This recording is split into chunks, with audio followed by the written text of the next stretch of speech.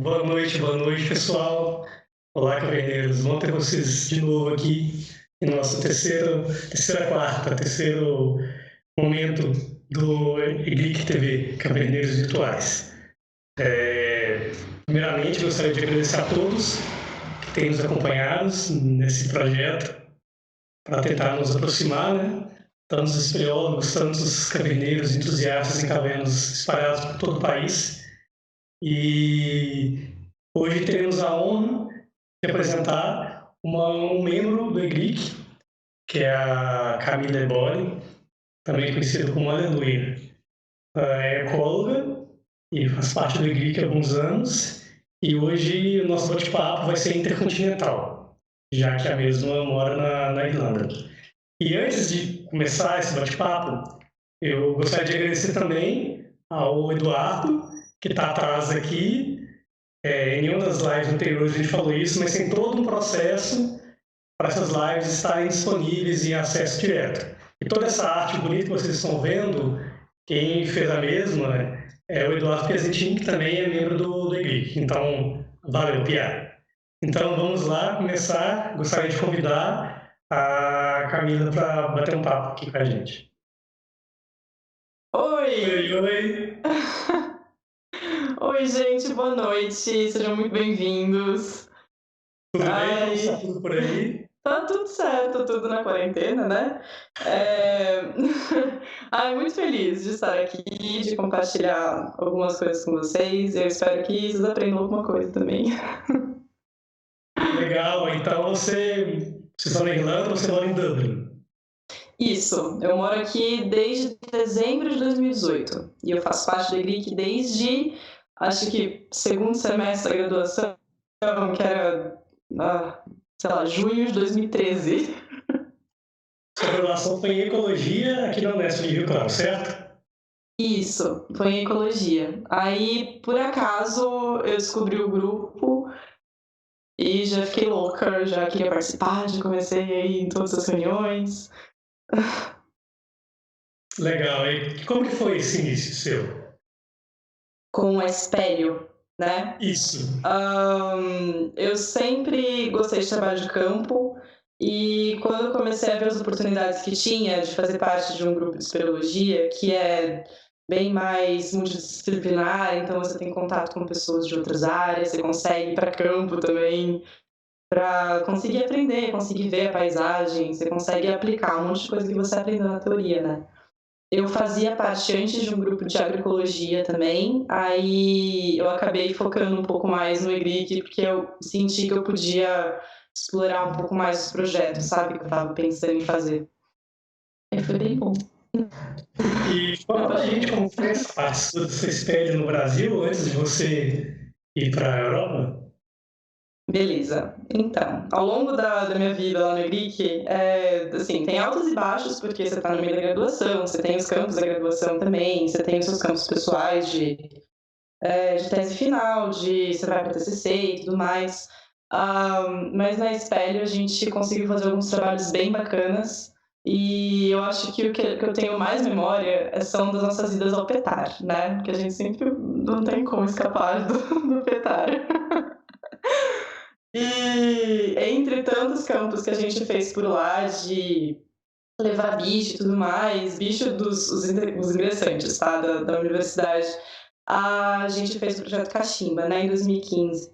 E o projeto Cachimba, para quem não sabe, a gente conseguiu explorar uma área do parque que não é parte do parque, era parte do parque, mas não é mais parte do parque, ficou um pouco confuso. Depois a gente conseguiu descobrir muitas coisas interessantes lá, inclusive uma preguiça gigante, não é mesmo, pessoal? Então, foi um projeto gigantesco, foi uma coisa incrível que foi muito bom ter participado.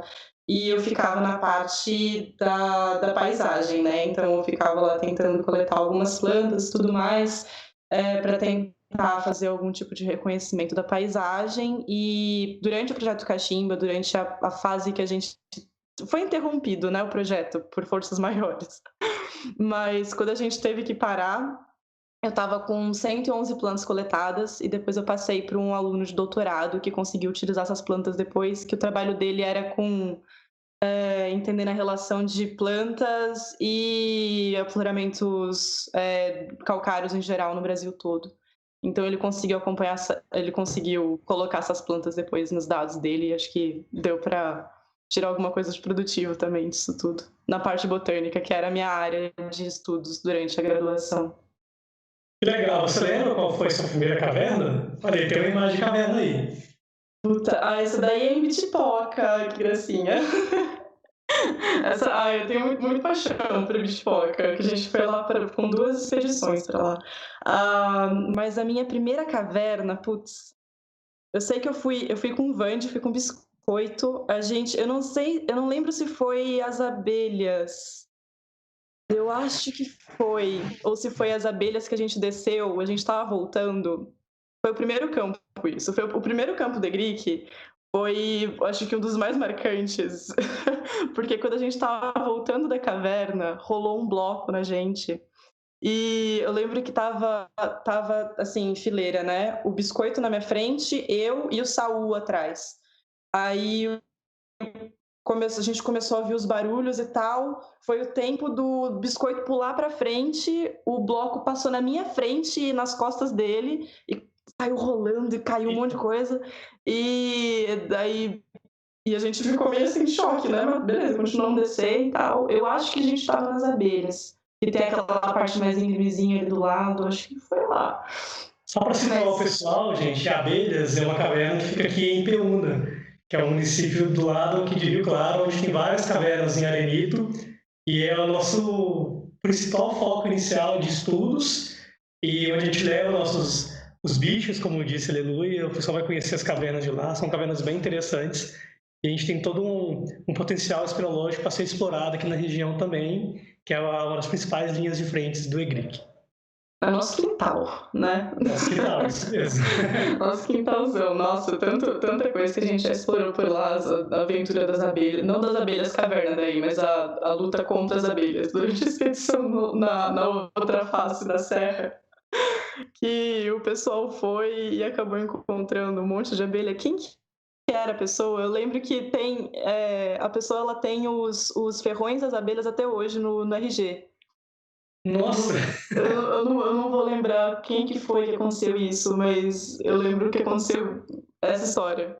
Não foi no grupo que eu tava. É demais. E Bitpoca, você mostrou aquela imagem falando de Bitpoca, né? Então, em Bitipoca a gente foi 2 vezes para lá. Como grupo a gente já foi mais vezes, né? Acho que foram 3 vezes que o EGRIC já esteve presente lá. E Bitipoca é a expedição que acho que boa parte das pessoas que acompanham a espeleologia no Brasil conhece. E você sempre tem uma interação super bacana entre grupos, e você sempre tem a oportunidade ou de encabeçar algum grupo ou de puxar algum projeto para fazer também, né?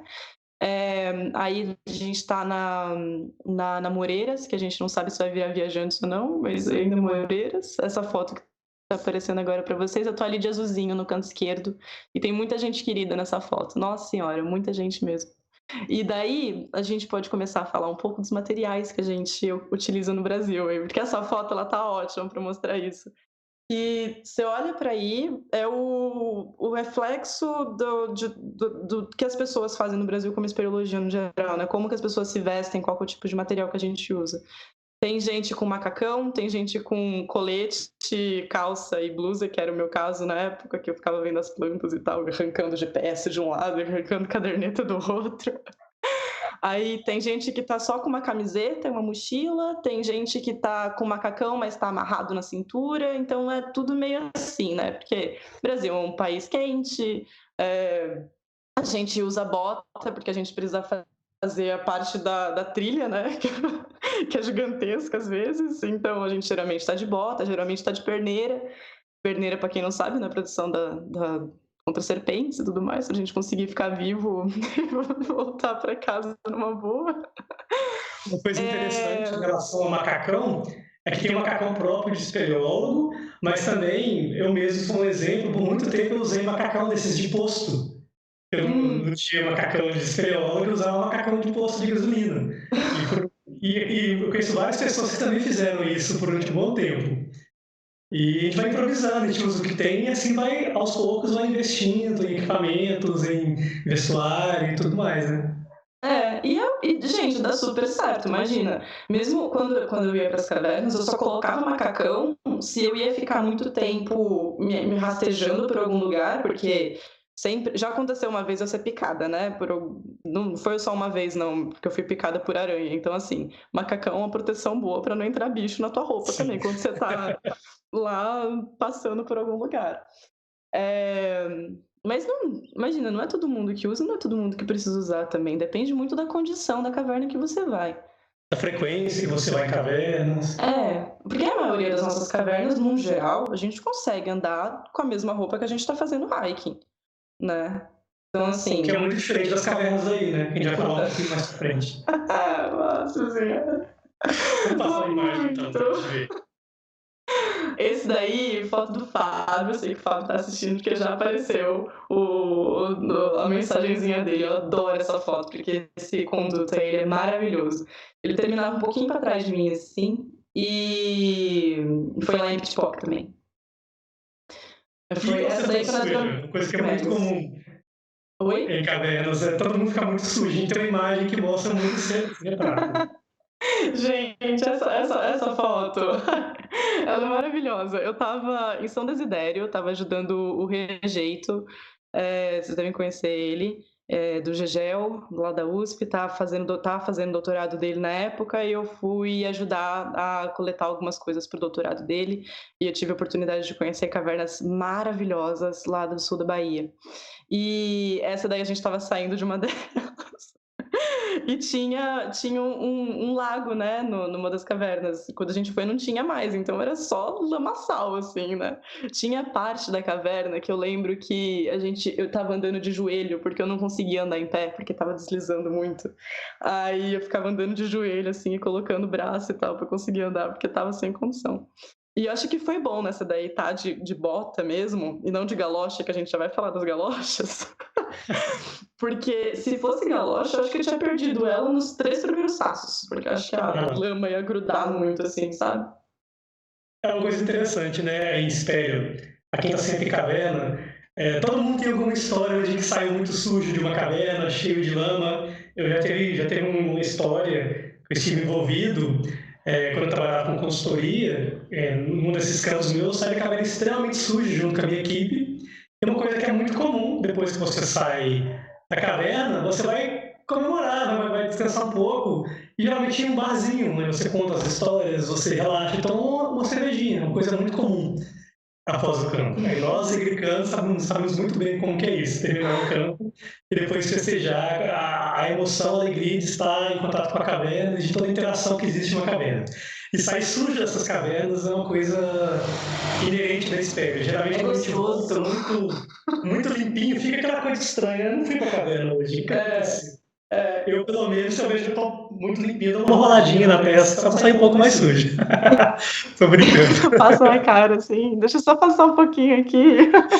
Passa um barrinho, às vezes é barro mesmo, né?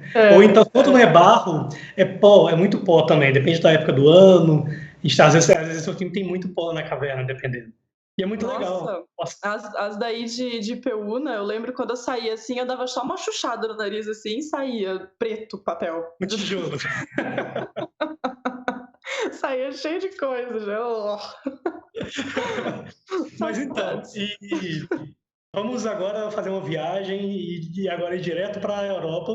A gente falou um pouco, é uma realidade um pouco diferente. Aqui a gente tem muita caverna horizontal, o que não é a realidade de muitas áreas da Europa, né? Existem muitas cavernas verticais. Nossa, gente, não. Quando eu vim pra cá, eu tinha muito pouco conhecimento de vertical. Eu não tinha nem equipamento de vertical. Fui comprar o equipamento aqui depois do primeiro semestre que eu tava aqui. Eu tava pegando das universidades e tal. Porque uma das primeiras coisas que as pessoas aprendem aqui é fazer vertical. Porque se você não for numa caverna vertical, você tem, tipo, 5 cavernas pra visitar. Sabe? E me conta, quando eu esgotei as possibilidades ali, não tinha mais como. Eu tinha que aprender as coisas mesmo e ir fazendo. Como que você descobriu o espelho aí? Como você encontrou o grupo de espelho? Qual é esse grupo de espelho? Então, antes de eu vir para cá, eu não ia ficar sem cavernar e sem espeleologia, né. E eu já sabia que aqui na Europa funcionava meio como com esporte, então popularzinho e tudo mais, e aí eu sabia que tinha grupo aqui, né. Então o que que eu fiz? Eu literalmente coloquei no Facebook, Cave in Dublin e Pode falar. Tem um probleminha, mas cliquei. Oi, voltou? voltou. Beleza. Então, aí o que que eu coloquei? Eu coloquei Cave in Dublin e cliquei no primeiro grupo que apareceu. Aí, eu mandei mensagem para eles, falei: "Oi, tudo bom? Eu sou a Camila, tô indo morar em Dublin, não sei o quê, eu queria saber quando que vocês fazem as reuniões de vocês, como que acontece, etcétera". Aí eles me responderam com posição e hora, né. Então a gente se reúne em tal lugar, em tal hora, em tal dia, é só aparecer por lá e procurar por espeleólogos. E quando você sabe quem que é espeleólogo, né, porque é a pessoa que você sabe, você bate o olho, você sabe quem que é a pessoa. Aí eu cheguei no pub, não tinha muita gente também, falei: "Oi, tudo bom? Eu sou a Camila", eu fui com a camiseta da Grieg e tal, pra dar aquela, né, aquela quebrada de gelo. Aí a gente ficou super amigo já na hora, já começaram a me chamar para ir pra caverna junto. E quando eu fui pra Itália foi a mesma coisa. Eu coloquei também no mandei mensagem para quem era italiano, fui mandando mensagem, fui colocando a cara para jogo mesmo. Tipo: "Olha, onde que vocês se reúnem, o que que vocês fazem, etcétera". E O eu melhor é acho que a reunião, achei um detalhe interessante que você falou, a reunião foi em um pub, né? é, é. Mas todas, viu, todas daqui, todos os grupos de estudo que eu faço parte, nenhuma é dentro de sala de aula, são todas dentro do pub. Uau, que interessante. Gostei. Só quando Mas tem então, aula mesmo, né, daí é outra coisa. uma coisa interessante, como você está na Irlanda aí, tem o inglês, que é o idioma oficial, né, mas também tem o irlandês, que como você já tinha Isso. comentado, toda uma questão de umas placas, os nomes diferentes. Isso. Ai, gente, foi assim, eu tô aprendendo irlandês, né, não desde que eu cheguei aqui, mas desde o segundo semestre que eu tô aqui, eu vou aprendendo um pouco de irlandês, eu tô no Beginners 2 por enquanto. E aí a gente tem, né, cave em inglês, né, aí a gente tem o que é em irlandês, o Só M que como e o você lê, tá escrito uai. É mineiro isso. é. Aí é diferente. Como que é essa pronúncia? Que coisa louca é essa? Você fala tipo como se fosse V, você pronuncia, Tem umas outras palavras que a gente vai mostrar aqui que falam um pouquinho disso Tem. Aí, assim, também. o Pole, ele começa no começo de todos os nomes de caverna, a maioria das cavernas aqui, tipo, tem Pole é buraco, né, tem Dublin mesmo, Dublin é Dove Lin, é piscina escura. Então tem uma caverna que chama Pole Dove, que é um buraco escuro. Então, aí você vai aprendendo umas palavrinhas assim, você vai aprendendo algumas coisas, né, então, tipo, tem Paul Kieran, que é o buraco do Kieran, que é um nome comum aqui. Aí tem Paul Nagassan, Paul Nagolan, sabe? Então é tudo Paul no começo, assim, dos nomes. E como que é o Aí caverna mesmo? Está escrito aí? a Uv. caverna, é tipo, mais ou menos assim, né? Você fala assim. Aí tem o E esses- espeleólogo, que são as variações. Como que pronuncia isso? Ai, meu Deus. Eu acho que tá certa a pronúncia, tá? Não sei. Pode ser que seja questionável isso. É, uv, Uvli, eu acho que pronuncia assim. E cavernar, que é o caving no inglês, que o povo usa muito caving, e as pessoas que vão para caverna são cavers, não é espeleólogo. É muito técnico falar espeleólogo, então eles não usam aqui. Aí, se for falar em irlandês, é uva doragt. Nossa, é muito diferente em como fala e como a gente lê. Ai, muito, porque tem algumas palavras, tem assim, se são 3 vogais, vai ter um som só. Se são 2 consoantes, vai ser um som só. Aí é muito diferente, mas estamos aprendendo, estamos aprendendo. Uma coisa interessante que você falou aí é como que a espelha é tratada aí. Você falou que aí ela é como se fosse como um esporte mesmo. É, é muito difícil as pessoas elas serem ligadas a cursos de ciências naturais, assim, no geral mesmo. Tipo, no grupo que eu faço parte, tem eu e mais um cara que é ecólogo. O restante são tudo insira aqui uma profissão. Tem arquiteto, tem físico, tem engenheiro, tem veterinário, tem todas as coisas, tem garçonete, tem atendente de algum lugar, tem qualquer lugar, qualquer coisa. Porque Uma coisa aqui tinha uns grupos de expedicionistas antes, então os grupos de expedicionistas, eles têm escalada, têm caminhada em montanha, tem bicicleta e tem o caving, que é ir pra caverna. legal. E é uma coisa diferente que a gente tem entre o Brasil e também fora, que tem na Europa tem sociedades com milhares e milhares de sócios. Aí a sociedade ela tem muitos sócios, como que é? Então, a sociedade irlandesa, a gente. É muito estranho comparar um pouco a Irlanda, porque, só para lembrar vocês, pessoal, a Irlanda é menor do que o estado do Rio de Janeiro, né? Vamos começar por aí, não é mesmo? É um ovo. Você cruza o país em 2 horas e meia, tá? Então vamos deixar isso claro, assim. Mas hoje em dia, na sociedade irlandesa, a gente tem quase 200 membros. Mas no nosso grupo a gente tem mais de 50 pessoas. Só que é o nosso grupo de Dublin, mas dentro de Dublin tem mais ou menos uns 7 grupos. Uau, que tanto! Porque tem um em cada universidade, porque tem os grupos de. Do mesmo jeito que tem time de futebol nas universidades no Brasil, tem um grupo de caverna, para ir para caverna. E é muito fácil você conseguir comprar material aqui para as pessoas também. Então, geralmente, a universidade tem o material para as pessoas conseguirem praticar. E geralmente elas têm, tipo, suficiente para 15, 20 pessoas. Geralmente é um galpão que eles têm com todos os materiais dentro. Então, é tratado bem diferente aqui do que no Brasil. Tipo, a gente não tem muito a coisa da ciência que a gente tem no Brasil, sabe? De ir para a caverna e fazer ciência, de fazer projeto e etc. Aqui você consegue fazer algumas coisas mais voltadas para mapeamento. Não é tanto direto com trabalhos dentro de caverna, tipo o que você faz, sabe? Tem, mas dentro das universidades e tudo mais, mas eu acho que ainda está na parte da universidade e esse daqui é o esporte. É um pouco separado. Legal. E essas cavernas aí? Vamos mostrar umas imagens de como Ai, que era. vamos. E Tá. tem as cavernas e a questão dos equipamentos também, né? Como que eram esses equipamentos? Como são esses equipamentos aí? Qual que é a diferença? Beleza. Eu tenho uma história para contar para vocês. E eu vou mostrar essa foto para vocês aí. Essa daí não foi a primeira caverna que eu entrei, mas era o macacão que eu usava quando eu cheguei aqui. Porque eu trouxe o macacão do Brasil, certo? Que é um macacão que as pessoas geralmente conhecem. Vou mostrar o nosso macacão aqui e a gente vai comparar umas coisas. Mas olhem na foto que eu tô usando a minha bota, que eu usei até o segundo semestre. Eu não arredei o pé. Eu continuei usando minha bota aqui.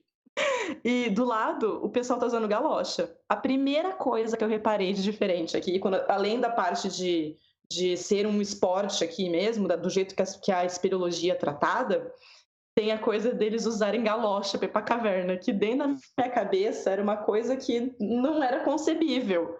Que é horrível andar de galocha, eu tinha horror, tinha asco de andar de galocha. E aqui todo mundo usa galocha. A primeira vez que eles me viram de bota no pé, eles perguntaram se eu tinha esquecido a galocha. Ele, mas que porra é essa que você tá usando? O que é isso que tá no teu pé?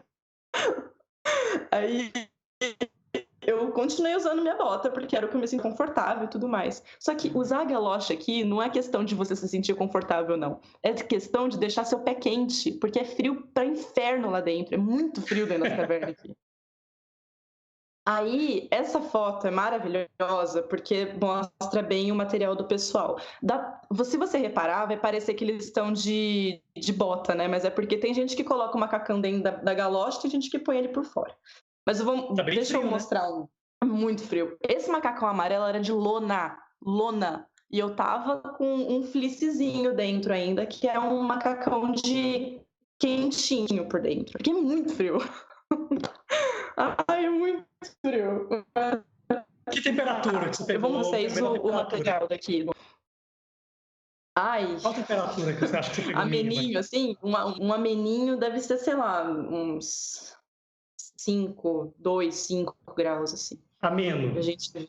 É ameno, tá tranquilo, um negocinho suave. Não, porque 15 Indo pra graus a gente tá caverna com 2 de graus. regata do lado de fora, né? Hã? Nossa. E você falou que você tem uns macacões legais aí pra. Eu tenho, vou mostrar pra vocês. Eu vou Legal. empurrar a mesa um pouquinho pra frente e eu vou mostrar pra vocês aqui. Beleza. Esse daqui é um macacão do Brasil, normal, né? Que tá aqui com o loginho do Grick, inclusive. Olha que gracinha. Aí, o nosso macacão tem um detalhe muito maravilhoso, que é a entrada e saída de ar, né? Aqui das costas. Sim. Que tem uma telinha aqui, né? Para respirar, porque as nossas cavernas são deveras quentes, né? Comparado com as cavernas daqui. E o nosso macacão, abrir o zíper dele aqui, ele é meio que uma jaquetinha, né? Então é tipo um corta-vento e tal. Você tem transparência, sabe? Você consegue ver do outro lado dele. Aí. Porque é muito quente em geral, né? Tirando as cavernas de São Paulo, do Petá, que são mais frias, que você tem um macacão diferente, não é a realidade de boa parte do país, né? Pois é. Não, é muito quente, pelo amor de Deus. Aí, aqui dentro dessa mochila maravilhosa, essa daqui, inclusive, é a mochila da Montana, tá? Que todo mundo super inveja ela. Porque as mochilas daqui, geralmente, elas são abertas. Agora eu vou empurrar vocês para trás aqui, para pegar outra mochila. Eu tô com 5 mochilas dos meus lados aqui para mostrar para vocês. Mas então, as mochilas, geralmente, elas são abertas desse jeito. Por quê? A maior parte das cavernas que a gente vai, a gente precisa pegar a corda daqui de dentro, né? Então, sim, elas precisam ser abertas desse jeito. Só que tem uma coisa aqui que a gente precisa fazer, que a gente não precisa fazer necessariamente no Brasil, que é se trocar. A gente chega na caverna, a gente estaciona o carro, se troca na frente do carro, vai para a caverna, aproveita tudo que tem que aproveitar, volta pro carro, se destroca para não morrer de hipotermia, né? E entra no carro. É assim que a gente faz, porque geralmente as cavernas são muito próximas da rua, elas são muito próximas da estrada. Que nem aquela placa que eu mostrei para vocês, já era a entrada de uma das cavernas, já estava na estrada. Então, você tem que deixar o carro lá e tal, que é bem próximo. Mas então, aqui dentro da mochila, desse Papai Noel, os presentes. Eu geralmente uso essas bolsinhas aqui, que elas são tipo um saco, sabe? Você consegue flutuar elas também. Aí eu geralmente deixo as coisas que ficam secas aqui dentro. Aí, para ir para a caverna no Brasil, o que eu geralmente o que eu usava? Eu usava um top, um short de academia e uma meia com a bota, né? Só. E um macacão por cima. Acabou. Capacete e luz. Aí aqui, a gente começa aqui. A gente tem a balaclava, que a gente coloca na cabeça esse daqui para proteger do frio aqui o pescoço. Aí a gente tem o macacão, que é esse macacão aqui que a gente põe por baixo, que ele é bem quentinho, ele tem como se fosse flanela dentro. Então esse macacão aqui, ele chega até o pescoço aqui e... Ai, meninas, tá focando? Vamos ver se foca. Aqui. Ele é como se fosse ele é bem térmico por dentro, então ele é tipo um fleecezinho por dentro, sabe? Uma coisinha bem quente. E do lado de fora é um tecido que seca meio rápido. Aí a gente põe o macacão térmico, que é esse daqui. E esse daqui é de uma marca que chama Venturi Vertical. Esse aqui. Aí, depois dele, se estiver muito frio, eu geralmente coloco roupa térmica por baixo, coloco o macacão, aí eu coloco o macacão normal mesmo. O que seria se muito frio? Muito frio é o que tiver fora da caverna, uns 2 graus. Porque a sensação térmica vai diminuir mais a temperatura. Sim. E a sensação térmica daqui diminui muito por causa do vento. Então você perde calor muito rápido, que é uma merda. Então, quando você vai se trocar, muito, muito, muito normalmente, assim, o ponta do dedo fica roxa, o dedo começa a ficar branco, porque você tá perdendo calor muito rápido depois que você sai de um lugar que era muito gelado, você começa a bater vento, você começa a perder calor, né? Então é uma loucura, né? Esse daqui é um macacão. Olha a diferença do macacão. Esse daqui é o macacão que a gente usa aqui, né? Então, aqui na parte. É uma jaqueta, gente, olha isso. Esse daqui a gente põe por cima do macacão térmico. Então, tem essa proteção aqui para o pescoço, que é quentinha também. E aqui dentro, esse tecido, ele escorre água. Então, ele não fica com a água pendurada nele. Ele vai ficar molhado, óbvio, mas ele não fica com a água acumulada nele. E aqui, puta, dá pra ver a diferença muito daqui, assim, só batendo o olho mesmo, aqui de material e tal, porque são, gente, dois países completamente diferentes, por favor. Dois climas, duas realidades bem diferentes, né? Então aqui, ó, esse daqui é o do Brasil e esse daqui é o daqui. Então, olha a grossura deles, por exemplo. Esse daqui, que é o da Irlanda, e o daqui do Brasil, que ele é bem mais fininho, bem mais fininho. Geralmente, no Brasil, a gente só usa ele, né? Uma camisa por baixo e ele. E aí são várias camadas. É igual uma cebola. Puta, várias camadas. Não, gente, eu tenho uma história pra contar pra vocês, que é a seguinte. A primeira vez que eu fui pra caverna aqui, a gente foi pra Polnagossa. A gente tava... Que era perto daquela... Deixa eu só colocar vocês aqui pra frente de novo, desculpa. Que é perto daquela placa que eu mostrei pra vocês. Quando eu cheguei lá, a gente ia ter uma parte de vertical nela, mas aparentemente era tranquila, né? Então a gente só tinha que passar por uma cachoeira, beleza. Eu coloquei a roupa que eu tinha levado para ir pra caverna, que era... Eu coloquei uma roupinha térmica por debaixo do macacão do Brasil, então um macacão fininho, e coloquei 2 meias, né? Porque eu achei que fosse estar frio. Então, ao invés de colocar meia de neoprene, eu coloquei 2 meias, porque eu não sabia como é que era e tal. Gente, em janeiro aqui é a época mais fria que tem. Aí a gente entrou, tem uma duchazinha, você já desce, tem uma partezinha de escalada no começo, você desce ela, você começa a rastejar, e tem como se fosse um lava-jato, assim, sabe? Que cai em cima de você um monte de água e tal. Aí você passa por essa parte, já tá completamente molhado, e você entra num corredorzinho que vai começar a parte de vertical. Quando eu cheguei nesse corredorzinho, eu não tinha controle da minha mão. Eu tava tremendo tanto. Eu tava com a luva que eu tava na mão era ridícula, era um paninho. Eu tava tremendo, assim, num tanto, sabe? Minha boca começou a ficar roxa, e eu fui colocar o mosquetão no lugar, assim, e o mosquetão não entrava. Eu tentava apertar o mosquetão e o mosquetão não ia. Aí minha amiga olhou pra mim assim, ela falou assim: chega, a gente vai voltar pro carro, porque você vai entrar em hipotermia desse jeito, você não vai conseguir terminar a caverna, não vamos. É perigoso, é sério isso. Aí eu vi mesmo, eu falei, bom, realmente não tem como. Aí depois disso, eu nunca mais fui com o meu macacão mesmo. Eu comecei aí com aquele macacão amarelo de lona, que é mais quente e tudo mais, e comecei a pegar emprestado o macacão térmico, porque não dá pra brincar com isso, não. Aí,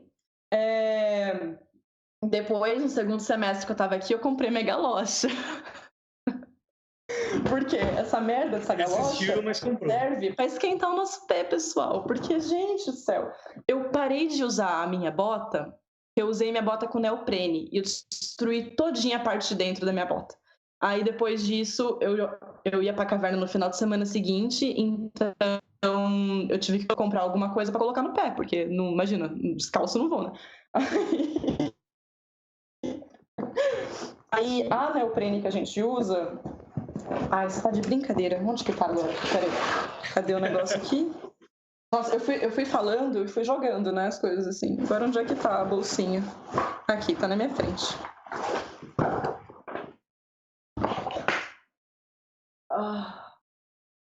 Não vou achar. Cadê? Eu tinha separado aqui para mostrar a meia de neoprene que a gente usa. Ah, e tem outra coisa. A gente usa protetor para joelho, que tem algumas pessoas que usam no Brasil, Sim. mas que não era uma realidade minha. Eu nunca usei proteção para joelho nem para cotovelo. E ó que eu já entrei em bastante buraco, viu? Mas eu não, aqui eu tive que comprar, porque, gente, você não tem opção. É muito frio e tem muita pedra e você fica rastejando o tempo todo. Então, no frio, as coisas doem muito mais no corpo, né? Quando você se machuca. E o meu joelho, no final, gente, o que era um negocinho vermelho ou outro que aparecia no Brasil, começou a aparecer uns roxos colossais. Eu falei, não, calma aí, tá errado. E são todas cavernas de calcário. Aqui a maior parte delas é em calcário, sim. Às vezes tem algum encontro de alguma rocha ou outra, mas é pouca coisa. Se for ter, vai ser. Tem algumas coisas. Não tem caverna em granito, como tem no Brasil, por exemplo, sabe? Ou em arenito, assim, que a caverna inteira é assim. Às vezes tem, você consegue, tem uma parte de rocha aqui que é um pouco diferente e tal. Mas todas as cavernas que a gente entra aqui são calcário, sim. Nossa. Aqui é legal. Eu só peguei ela, eu sei que vocês sabem o que é uma galocha, tá? Mas eu só peguei ela aqui porque a neoprene que a gente usa vai até um pouquinho acima da... Então, se a galocha ela vai até um pouquinho abaixo do joelho, a neoprene ela vai até o joelho, sabe? Só para ter certeza que o pé todo vai ficar quente. A gente não usa aquelas neoprene curtinha, não. É o que pega a perna toda. Para não ter problema de cãibra também, porque se você ficar com frio, a chance de você ter cãibra é bem maior também, né? Então, assim, você precisa estar bem protegido. E os próprios capacetes aí, eles são mais leves também, né, em geral. Todo mundo usa. Deixa eu pegar meu capacete aqui para vocês. Vou pegar aqui do lado. As coisas eram para estar na minha mão aqui, tá? Mas eu fui falando e elas foram andando. Sem problema. Deixa eu pegar Peraí, deixa eu pegar aqui. Em geral, é muito comum aqui no início, né? Quando turistas vão acessar a caverna, a gente usa aquele capacete, né, de construção e até mesmo muitos espeleólogos do início também usam esses capacetes de construção, então os capacetes um pouco mais pesados, como a gente tem um capacete da Montana, e aos poucos também a gente acaba investindo mais em capacetes mais leves, porque um capacete pesado com o tempo vai doendo no pescoço, vai doendo a cabeça, as costas. Senhora, vai mesmo, meu Deus. Esse daqui, ele ainda é um pouco maior do que o tamanho dos capacetes que o pessoal geralmente tem, mas ele já é bem menor do capacete que eu tinha no Brasil. Esse daqui ele é mais levinho também, ele é um modelo da Petzl, e essa luz aqui é um modelo da Fênix. Ela tem 2 tipos de luz e você consegue regular, tá? Ela consegue regular bem bonitinho e ela tem entrada para bateria também aqui do lado, e é a prova de lama, guerra, água, a prova de tudo. Ela é maravilhosa. Ainda não tive, depois de comprar todo esse material aqui, eu não tive dinheiro para investir numa Squirrel, né? Mas a gente chega lá, pessoal. Olha, eu peguei a neoprene aqui para vocês verem só. Ela é bem grande, ela é bem comprida. E, se eu não me engano, ela é de 5 milímetros e ela tem reforço aqui na parte de baixo também. Que algumas neoprenes tipo a neoprene que eu trouxe do Brasil, que eu usava para mergulhar e tal, ela não tinha essa proteção que tem aqui embaixo, que essa daqui tem. Então ela é um pouquinho mais grossa na sola, né? Esquenta mais. Legal. Então, aí agora vamos passar para as cavernas em si. Tem muita coisa legal. Aí... E essas cavernas, uma coisa que a gente mais faz, aí, como você disse, é uma coisa mais técnica, é mapeamento, né? Topografia. Isso. Então, a topografia aqui é 100% sem papel. Então, no Brasil, eu comecei a ver um pouquinho disso em Bitipoca, quando a gente começou aí com a última vez que a gente esteve em Bitipoca, que eu comecei a ver o pessoal usando mais a disto e tudo mais, e não só a disto normal, tá? Porque tem uma disto que é específica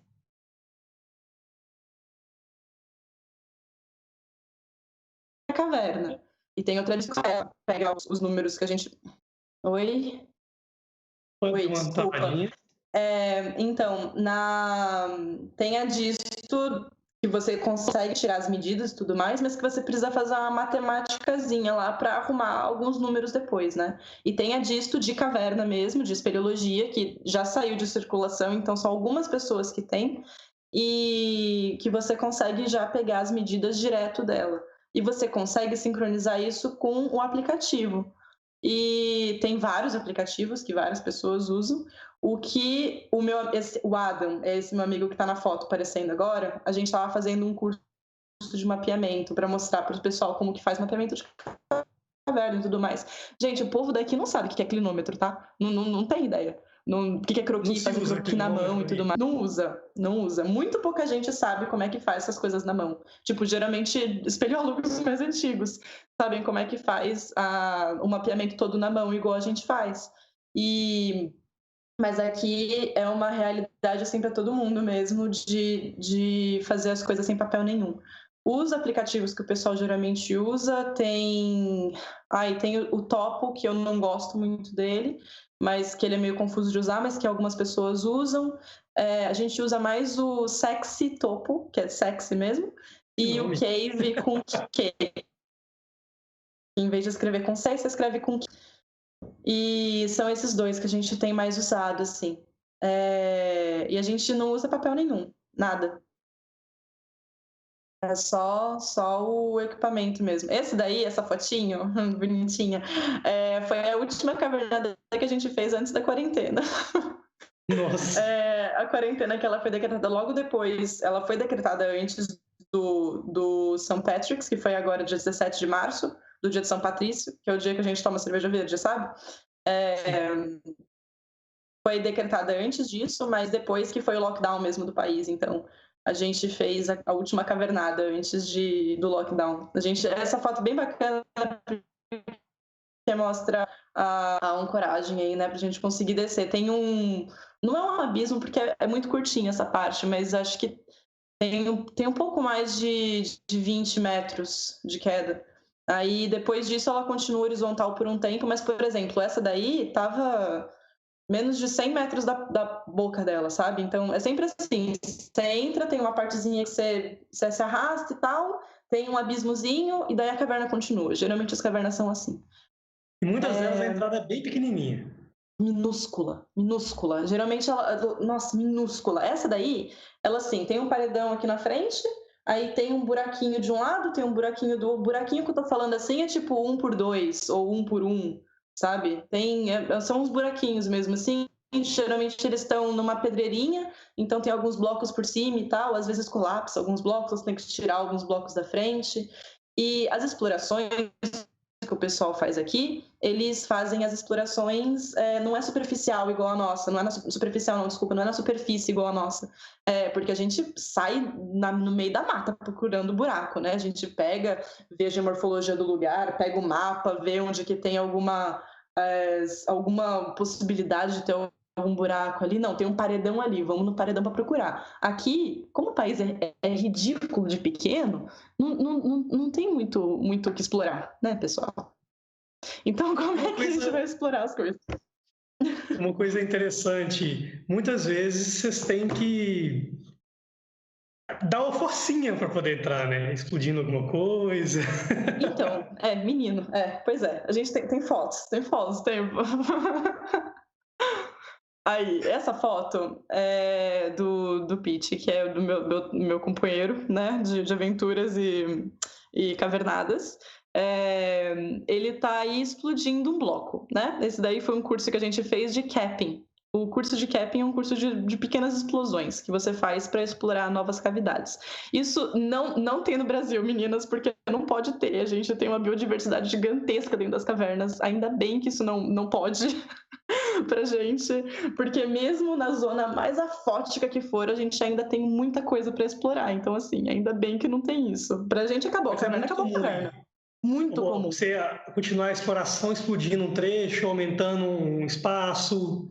É muito comum. Porque, assim, como tudo já está explorado, e o que não está explorado são cavernas pequenininhas e tudo mais, a gente vai entrando e tudo mais, para a gente explorar as cavernas que já tem um pouco mais de desenvolvimento, a gente tem que abrir passagens. E como que a gente abre essas passagens? Ai, vamos lá, vamos focar. Cadê? Não, pera, primeiro a gente tem um vídeo, que é vergonhoso esse vídeo, eu espero que não funcione. Funcionou. Ai, gente, foi minha primeira explosão esse vídeo, tá? Ele é ridículo. Não deu nem cócega nesse bloco. Quando as outras pessoas estavam explodindo os blocos, soltava pedra que passava pro outro lado, assim, pum, e passava pro outro lado. Mas o meu, gente, olha que coisa ridícula. Nem trincou o bloco que tava comigo. Mas tá, vamos lá. É o seguinte, como que a gente faz isso? A gente tem o bloco, imagina que o bloco tá aqui na minha frente, tá? A gente tem como se fossem esses espetos aqui, que esse daqui a gente fez no braço mesmo, né? A gente abriu alguns deles aqui. A gente tem alguns deles, na verdade, aqui. A gente tem tipo um saquinho com vários deles. Porque caso dobre, caso emperre e tal, a gente faz desse jeito. Aí, meninas, tá focando? Não, pera, como que eu tinha que fazer? Eu tinha que fazer com o braço, né, pra parecer melhor. Aqui, ó, ele tem como se fosse um Vzinho na cabeça, não sei se vocês vão conseguir. Sim, tá dando pra ver. Tem um Vzinho na cabeça aqui, que a gente faz com isso? A gente pega uma furadeira, a gente leva a furadeira pra dentro das cavernas, primeiro porque a gente precisa fazer as ancoragens, né, da onde que a gente vai descer e tudo mais. Não é muito pesado não, tá? Tem umas que são mais pesadas, mas as que a gente leva geralmente são mais levinhas. A gente leva a furadeira, leva o óculos de proteção, aqui é o óculos de proteção, para não machucar o olhinho, né, de todas as pessoas que estão participando, ninguém fica cego. Aí a gente faz um... Deu uma travadinha. No bloco que a gente quer. Assim, aí a gente vê o bloco que tem potencial. Voltou? Voltou. Oi, desculpa. Então, a gente olha para a passagem, tá, beleza. Eu acho que esse bloco aqui ele tem mais potencial de ser retirado. Então, a gente vai conseguir passar para frente disso. Então, geralmente é o maior bloco que tem. Então, a gente pega o bloco, faz alguns furos aonde a gente vê onde que a rocha geralmente vai quebrar, faz uns 2, 3 furos, e a gente enfia isso daqui dentro dele. Só que antes de enfiar isso aqui, a gente enfia esse negocinho aqui. Vamos ver se vocês vão conseguir ver. Sim. Sim? Tá. Isso daqui é como se fosse uma cabecinha de pólvora. Como se fosse a cabecinha de uma bala, por exemplo. E na bundinha dela tem uma bolinha. Que quando você martela isso aqui, ela vai explodir. Tá? Vai então explodir. aí a gente põe isso aqui no buraco. Aí a gente põe esse daqui, né? Aí a gente põe a proteção tá aqui, ó. Imagina que eu não vou pegar a proteção para mostrar para vocês. Isso aqui é um negócio de borracha, tá? Uma borracha grossa para não explodir coisa na nossa cara. Aí a gente põe esse daqui para conseguir dar mais força, né, para batida, e martela nessa parte aqui de trás. E tem que martelar com gosto, tá? Tem que pensar pensa, sei lá, não sei, a atual conjuntura do país, não sei. Pensa em alguma coisa que você tem ódio e daí você martela com muita força. Aí o negócio explode e geralmente quebra no lugar que tem que quebrar e ninguém se machuca, né? Aí sempre usa essa borracha. Sempre usa. A gente precisa proteger de caco que possa voltar pra gente, né? Porque tem o chicote. Aí, e sempre com óculos de proteção também, tá? Não vamos se machucar. Só voltando a falar para vocês que isso não pode no Brasil, tá? Essas tampinhas aqui, essas cabecinhas, elas não são tão fáceis assim de achar. E você geralmente precisa ter algum tipo tem uma burocraciazinha para comprar também. Tipo, a única caverna que a gente estava conversando que fizeram isso foi a Boa Vista, né? Para abrir passagem.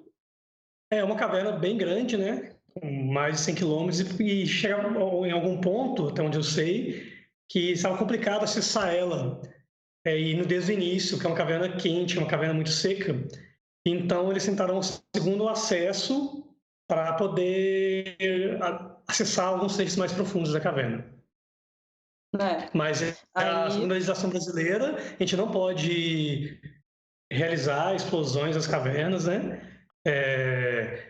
E tem uma legislação espeleológica toda específica e rígida, onde alterações nessas cavernas não podem ser feitas. Então, a gente até assusta quando fala que, e não só aí, é muito comum em vários lugares do mundo eles fazerem alterações físicas nessas cavernas, utilizando explosões e tudo mais. Nossa, muito comum. Gente, o pessoal da França, puta...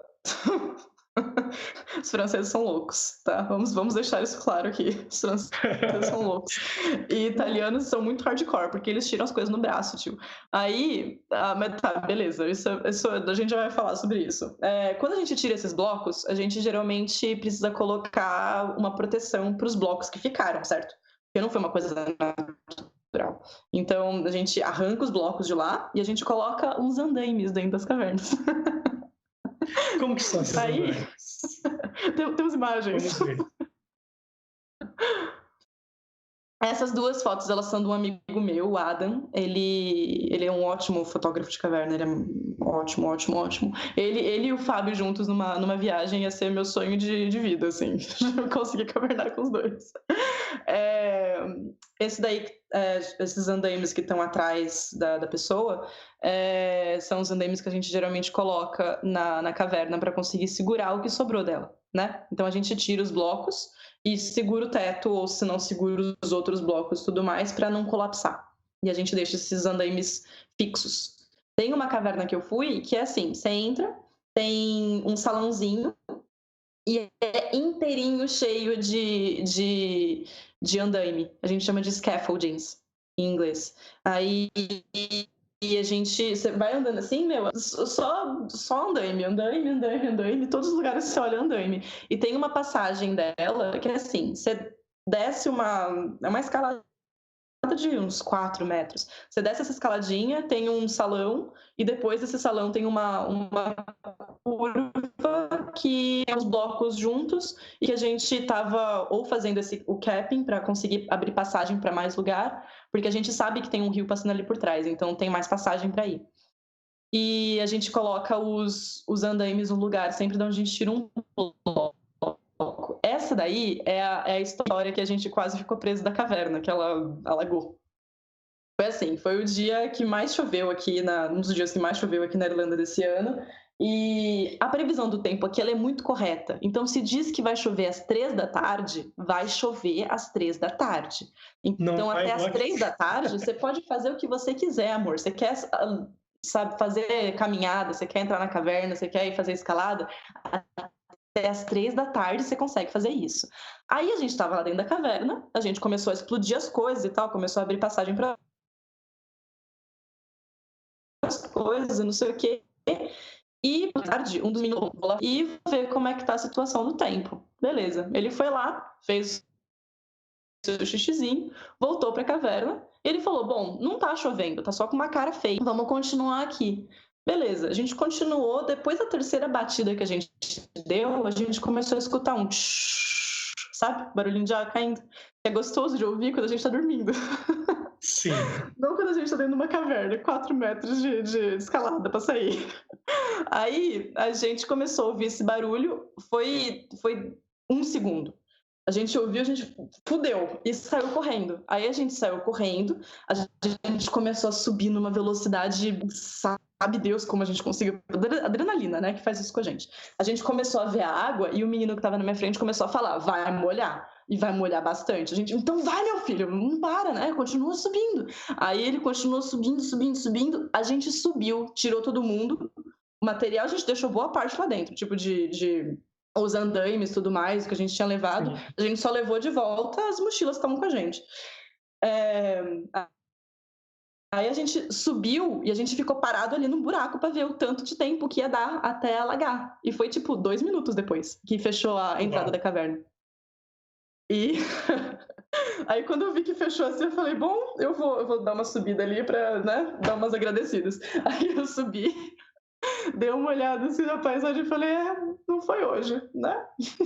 Sabe aquele meme do Not Today, Saturn? Foi tipo isso, você não sobre essa questão sobre essa questão de segurança, como que funciona isso? Aqui, se acontece algum problema, algum acidente, tem a pessoa, o corpo de bombeiro, alguma equipe de resgate, tem todo uma equipe que pode se mobilizar para ir para resgatar. E como que funciona aí a questão de segurança em cavernas? Aqui a gente tem o seguro. A gente, dentro da Sociedade Irlandesa de Espeleologia, a gente tem 2 seguros que nos acompanham. Tem o FFS, que é da Federação Francesa de Espeleologia, e tem o BCA, que ele é meio geralzão aqui para a Europa também. A gente geralmente tem os 2. A gente tem as pessoas que são espeleólogas, que fazem o treinamento de resgate e que são loucas para resgatar pessoas, mas é muito difícil que isso aconteça. Ainda bem, né? É muito difícil que isso aconteça. Mas tem pessoas que são voluntárias para isso. Só que daí, quem que paga elas e quem que paga o corpo que vai fazer o resgate e tudo mais, tipo ambulância e tudo mais, é o seguro. Porque aqui, para você sorrir dentro da ambulância, são 180 €, tá? Não é assim, não tem SUS aqui. Não tem saúde universal, não tem SAMU. Então, você precisa sempre estar atrelado a algum tipo de seguro. Agora, em abril, teoricamente, era para eu estar no Brasil. E meu namorado ia junto comigo, e a gente ia para a caverna. E ele estava... Voltamos.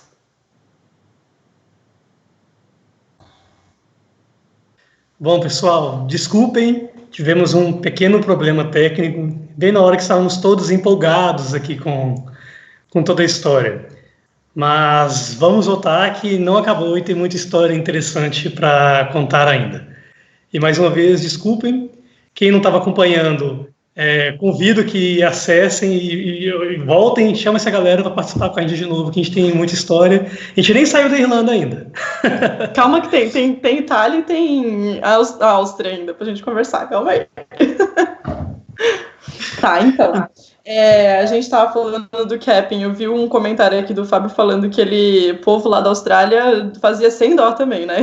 Explodia as coisas sem dó. Eu vi e o Bergo... até da engenharia do kart. Não, tem várias coisas.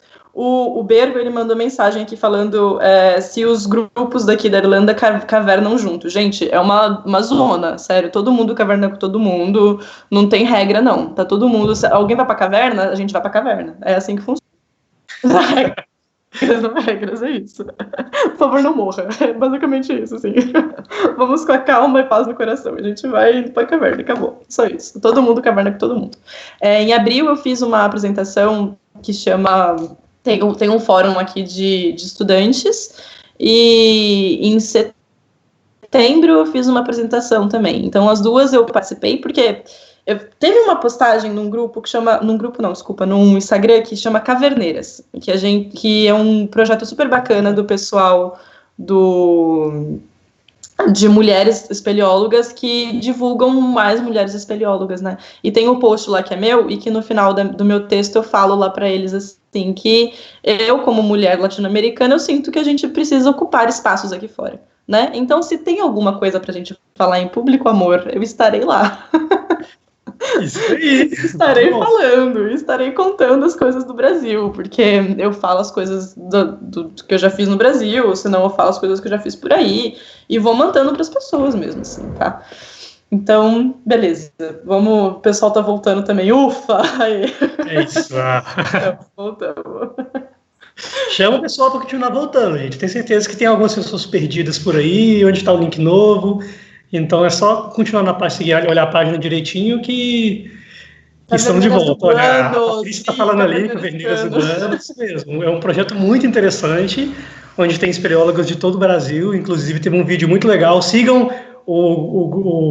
a página no Instagram do Caverneiras, que tem muita coisa legal por lá. Mas vamos lá, voltando. Vamos voltar, isso, vamos lá.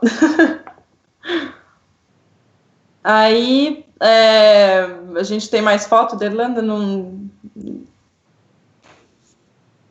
Então, vamos... Bom, agora a gente vai para a Itália, então, né? Isso. Então, por que eu fui para a Itália, né? Por que eu fui cavernar na Itália? Eu tive que ficar por lá uns 3 meses, mais ou menos. E quando eu fui para lá também, como eu falei para vocês, eu coloquei mesmo o nome no grupo e fui. Fui assim. Então, tinha lá Cave in Dublin. Então, aqui é DCG, né? Então, assim, Dublin Caving Group, que chama aqui. Então, eu só troquei para italiano. Então, como que os grupos de espeleologia chamam em italiano? Então, eu coloquei lá. Geralmente, eles falam Grotte no começo. Então, é Grotte Milano. Grotte Milano Grupo. Então, hoje eu fui para lá. Então, fui no Grotte Milano, porque eu estava perto de Milão, então fui para lá. Aí, o pessoal super me recebeu, super bem. Também foi a mesma coisa. Mandei mensagem para eles no grupo que tinha. E eles me responderam de volta falando: a gente se encontra em tal lugar, em tal hora. E quando eu cheguei lá, não tinha ninguém que falava inglês. Eu não sabia falar italiano ainda, né? Eu soube falar italiano porque absolutamente ninguém que eu convivia falava inglês. Então, Você teve que se virar. eu tive que me virar e agora eu tô no io sono, tal, não sei o quê. Fui aprendendo italiano. Aí, quando eu cheguei por lá, o pessoal viu que eu era nova, né? E o Andrea, tem uma foto aí do Andrea e da Felista, que são dois espeleólogos incríveis do grupo que a gente tá, e são dos mais fodas também lá da Itália. Eles são muito bons. O Andrea, ele faz parte do Grotte Milano, e a Felista é a namorada dele, que ela faz graduação em geologia, ela trabalha com fluxo de rios na montanha. Então, como que os rios eles passam por dentro da montanha, então ela faz uns experimentos super bacanas lá, e a gente ficou super amiga e tal, mas assim, o meu pouco de italiano e o pouco dela de inglês, a gente ia se comunicando assim. O Andrea, ele fala um pouco de inglês, mas ele ia meio que no treinando ali, sabe? Tinha que falar um pouquinho devagar e tal, e a gente ia se comunicando numa boa. Até que eu comecei a falar italiano, ele começou a me ajudar também, e aí foi que foi. E eles me levaram para Grinha. A Grinha é uma das montanhas com o maior potencial espeleológico que tem ali no norte da Itália, e ela fica nos pré-Alpes, né? E a Grinha ela tem 2.500 metros e a gente subiu esses 2.500 metros em 4 horas, tá? Então, assim, eles fazem isso todo final de semana. Eu deixei meu pulmão na terceira curva e continuei subindo. Eles tinham hora assim que eles estavam, tipo, sei lá, 50 metros na minha frente, 100 metros na minha frente, e olhava pra trás, eu tava desfalecendo, né? Só vocês três foram? Subindo, assim, só nós três. Aí a gente começou a subir e tal, dele, vamos, anda, dale. E continuamos a subir. Aí parava pra caralho pra descansar, porque eu não tava dando muita conta, assim. Mas a gente continuou indo. Foi bom o tempo que a gente fez. Foi muito bom o tempo. E aí a gente chegou no ponto que a gente ia deixar o material, né? O ponto que a gente ia deixar o material, dentro desses meus belos dedos que estão aparecendo na foto, é a entrada da caverna que iríamos dormir. Camping, alojamento, nada disso. Caverna. A gente foi pra dentro da caverna pra dormir. Aí você tá a que distância, mais ou menos, da caverna? Nossa, daí a gente tava, sei lá, uma meia hora, uns 40 minutos caminhando. Porque tem todo o desnível também, assim, né? Então, sim, a gente tá uns 40 minutos caminhando de lá, assim. Que bonito, hein, esses dobramentos aí. Nossa, são maravilhosos. Sério, acho que lá foi um dos lugares mais bonitos que eu já fui fora do Brasil, porque eu não acho justo comparar a paisagem de outros lugares com o do Brasil, porque a gente é único. Maravilhoso.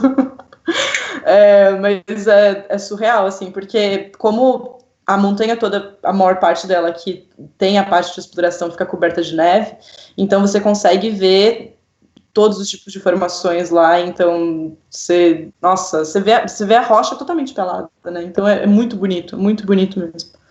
Aí quando a gente chegou lá para manter os materiais, a gente, bom, como que vai ser isso? Eu não sabia de nada, tá? Eu sabia que eles precisavam de uma pessoa jovem para ir fazer essa prospecção com eles. Era esse o plano. A gente subia a montanha para fazer prospecção. Se a gente encontrasse alguma coisa que tinha algum desenvolvimento bacana, a gente fazia um mapeamento. Se a gente prospecção na montanha, simples. Prospecção na montanha, coisa tranquila. Aí, se a gente via que o desenvolvimento da caverna era muito longo, a gente só pegava a marcação e deixava para a expedição que eu falei para vocês que ia ter de 2 semanas depois, né? E tá, aí a gente entrou aí na caverna, colocamos as coisas e tudo mais, Coragem. A ancoragem, a gente fez a ancoragem dela. Tinha uns 20 metros também de queda, uns 15, 20 metros, assim, era menor do que o da Shannon, por exemplo. Da Shannon tinha uns 20, 25, esse daí tinha uns 15, 20 mais ou menos de descida.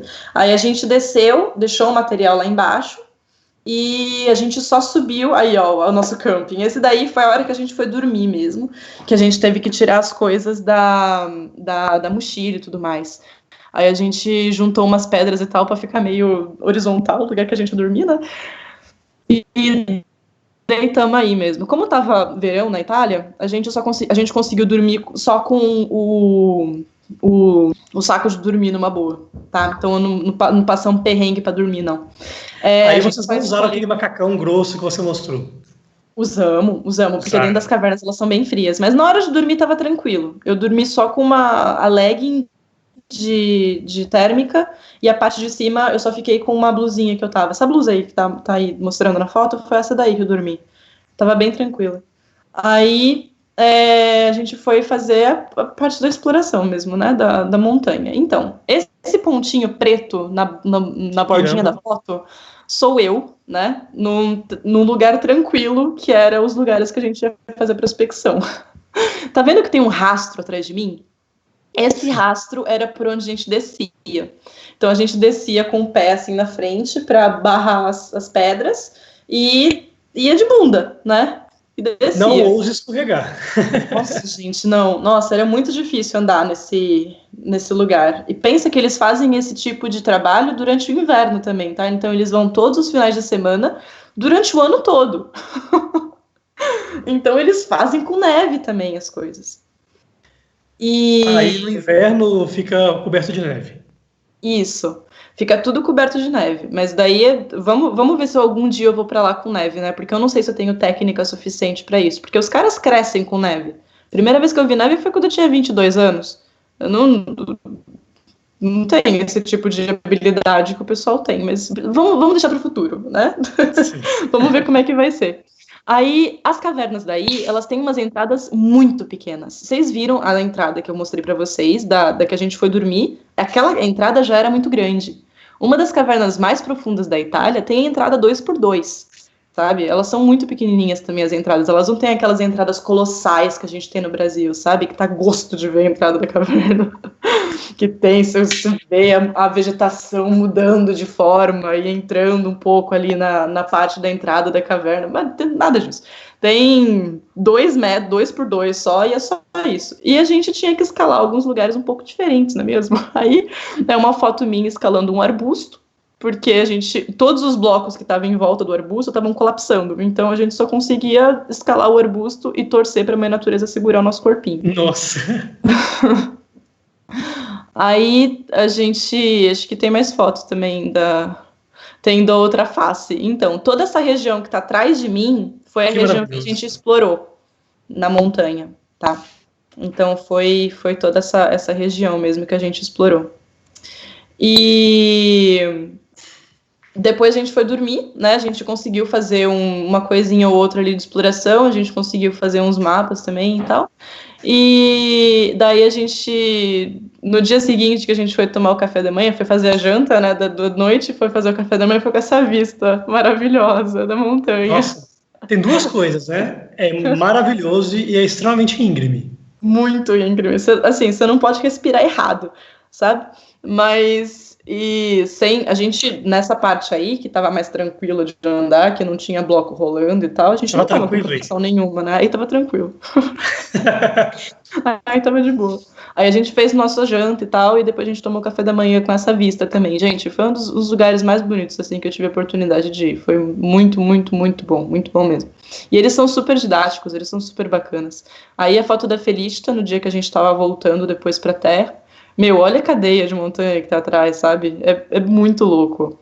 Eu acho que ver montanha é uma coisa muito louca, porque é muito alto. Eu não tinha a menor noção de como que era escalar montanha antes de ver uma montanha mesmo, assim, sabe? É muito legal, é muito... É bom a gente ver as diferenças entre ecossistemas, assim, sabe? Na real mesmo, dele dando tapa na nossa cara, né? Essa daí, numa das entradas da caverna, tá vendo que tem os numerinhos? Eles não colocam nome nas cavernas, porque elas vão aparecendo aos montes da montanha. Então, cada parte da montanha tem uma seção diferente. Então, tem os que começam com 50, por exemplo, porque eles estão na cota 50 acima de tantos metros de altura. Então, tem toda uma organização, assim, porque você vê o número da caverna, você sabe mais ou menos onde ela tá já. Então, é assim que eles vão fazendo essa organização. Essa daí tá com a camiseta do EGRIC e o macacão que tá ali na minha parte mesmo. Aí a gente... de exploração da Itália, que eu fiz mais foi na Grinha. Tinha 2 partes da montanha, tem a Grignona e a Grigneta. E a gente ficou mais na Grigneta, que era um pouquinho mais baixa. Em vez de ser de 2.500, a gente ficou em 2.300, mais ou menos, ali na cota dos 300. Isso mesmo, eu tô vendo aqui o pessoal falando que não reclama mais ao subir para ir para a caverna. Gente, É bom que eles não. verem esse exemplo para não reclamar, para subir ladeira aqui. Nossa, não reclama da janela do céu de Bitipoca, não reclama. Não reclama. Da subidinha do fazendão. Nossa senhora, não reclama, gente, porque não é nada. Mas e aí, depois da Itália, então você foi para... Eu fui para uma expedição na Áustria. Então, essa expedição na Áustria, ela acontece todos os anos, durante 3 semanas. É uma expedição anual que acontece e é organizada por um pessoal do Reino Unido. E tem, inclusive, algumas pessoas que conhecem algumas pessoas do Brasil também, de resgate, principalmente. Foi bem legal, assim, fazer essa conversa, assim, entre eles, sabe? Foi bem bacana. Tinha uns teólogos de vários lugares? De vários lugares, mas principalmente do Reino Unido e da Irlanda. Mas tinha gente da Áustria, tinha gente da Alemanha, não tinha italiano, porque os italianos, geralmente, eles ficam na parte lá de Trento e de Milão, né? Porque é onde eles geralmente fazem a expedição na mesma época. Mas eu conheci gente lá da Áustria, da Alemanha, muita gente de todo o Reino Unido, então tinha gente do País de Gales, tinha gente de Yorkshire, tinha gente tinha muita da Escócia, de outras partes da Irlanda do Norte, tinha muita gente de um monte de lugar. Só eu de brasileiro, então foi uma coisa inédita. Na espeleologia aqui, eu não conheço alguma outra pessoa brasileira que faça espeleologia aqui na Irlanda. Se você estiver vendo isso, por favor, fale comigo, vamos ser amigos. Mas todos os fóruns que eu fui, simpósios que eu fui, eu era a única brasileira lá mesmo. E lá na expedição da Áustria não foi diferente, eu também era a única brasileira. Lá, o objetivo principal da expedição era conseguir conectar 2 cavernas que já são muito longas, que têm mais de 600 quilômetros de extensão, e se elas fossem conectadas, elas seriam a caverna mais profunda do mundo, que qual que é a extensão dela, que você disse? 600? Então, tem mais de 600 quilômetros, ela tá bem... É bem grande, mas eu não fui nela, como eu cheguei na última semana de expedição, eu fui ajudar a retirar as cordas de algumas outras cavernas e ajudar a mapear algumas cavernas menores. Essa caverna que eu tô falando para vocês, que era o maior objetivo da expedição, ela tem 1,5 km de profundidade. Tá? Uau. Então, assim, o primeiro piso da caverna, onde fica o acampamento, são 600 negativo. Então, é bem profunda, bem profunda. Para vocês terem noção, a maior caverna daqui da Irlanda tem 16 quilômetros. Lá, assim, pega a montanha toda. É um sistema gigantesco. Qual o nome dessa caverna gigante que você falou? WUG. W-U-G. E ela tá hoje como a 9ª a mais profunda, né? E o objetivo deles era fazer a junção de outras 2 cavernas. Eles conseguiram fazer uma junção com o WUG e a outra que acho que a pronúncia é Histad, eu não sei pronunciar o outro nome, mas eu posso, o nome ele tem H e tal, mas eu tô com o nome dele aqui, mas gente, desculpa, tá, falar assim, alemão e tal, não é meu forte, eu já tô no 5º idioma, mas assim, não conseguiu, Hirlatishol, tá bom? Então, eles juntaram com esses 2, eles ficaram com 1,56 quilômetros de profundidade, tá? Uau. Então, no camping deles, eles estavam a 600 negativos. Então, Mas ela era toda vertical ou tinha trechos horizontais? Para descer até o acampamento, ela é todinha vertical. Mas nessa eu não fui, tá? Eu não tenho capacidade técnica ainda para conseguir descer numa profundidade tão imensa. Eu consigo descer consigo fazer a ancoragem e tudo mais, consigo fazer uma exploração em alguns tipos de caverna, mas o máximo que eu desci foi juntando todos os pontos juntos, assim, você tem um abismo de 40 metros, depois você tem um abismo de 40 metros e tudo mais, foi a menos 150, não chegou a 200. Então, eu não tenho ainda capacidade técnica para acompanhar um tipo de expedição desse sentido. Então, por isso que eu fiquei nos outros trabalhos. Fui em outras cavernas para tirar corda, ou senão eu ia para fazer o reconhecimento da entrada de alguma outra. Então, eu fiquei mais nesse sentido, assim. Essa daí é a parte que a gente estava caminhando para a geleira, e atrás dessa primeira montanha, na foto, é onde fica o principal núcleo de cavernas. As cavernas daí também, tá? A entrada é ridiculamente pequena. São 2 cavernas só que eu fui, que as entradas são colossais. O restante, meu amor, tudo pequenininho, tudo pequenininho. Aí essa daí é a parte da geleira, maravilhosa, maravilhosa. Eu vi geleira, tipo, 2 vezes só por aqui. Eu vi uma vez na Itália e outra vez aqui. Eu não tive a oportunidade de ir pra Patagônia para ver geleira também. Então, as oportunidades que eu tive de ver geleira foi aqui, assim. Foi uma coisa bem bonita, assim, bem bacana. E aí a gente tem essa foto, tem a parte da montanha na parte de trás. Essa casinha aí, ela era a casinha que a gente ficava. Então, a gente tinham 2 lugares que a gente podia ficar. Era a casa mesmo do andar da montanha, que é onde o alpinista fica, geralmente, que a gente podia dormir no último andar dela, que estava liberado, ou senão a gente dormia nessa casinha, que era onde a gente mantinha os equipamentos, comida e tudo mais, a gente fazia janta e etc. A gente tem mais uma foto, eu acho, da casinha. Essa daí é a vista contrária. Então, a vista para a casinha e da casinha para o outro lado. Tem uma casinha atrás da gente, que era o último andar, era destinado às pessoas que estavam na expedição. Essa daí que está sentada comigo é a Verônica, uma das minhas melhores amigas daqui. Que ela é uma querida, ela é alemã. E eu tô de chinelinho de havaiana. Aí, na casinha, a gente tem uns negocinhos para brincar, assim. Então, tinha, tipo, uma paredinha de escalada, tinha essa parte aí das cordas, que era onde a gente conseguia organizar todos os equipamentos. Esse daí da frente é o Papaya, que é o sobrenome dele, é Papaya mesmo. Ele é um fotógrafo de caverna, ele é austríaco. E, nossa, as fotos dele são incríveis. Uma foto que a gente vai mostrar daqui a pouco é uma foto dele. Aí, a gente tem mais uma foto da casinha, que é do lugar de lavar louça. Não tinha encanamento lá, né, gente? Porque é uma casinha de apoio só. Então, a gente levava o galão lá pra dentro, enchia lá as bacias pra lavar as coisas. Então, a gente tinha 3 bacias, tipo, uma que tá muito suja, uma que tá meio suja e uma que tá limpinha. E a gente lavava as coisas com essa vista aí. Foi uma experiência muito incrível, assim, que eu tive a oportunidade de passar. Aí, tem uma foto aí de uma das entradas da caverna também, que essa caverna, a primeira vez que eu desci nela, foi meio complicado, assim, porque a entrada dela é muito grande e a queda é muito alta. Então, dá sabe,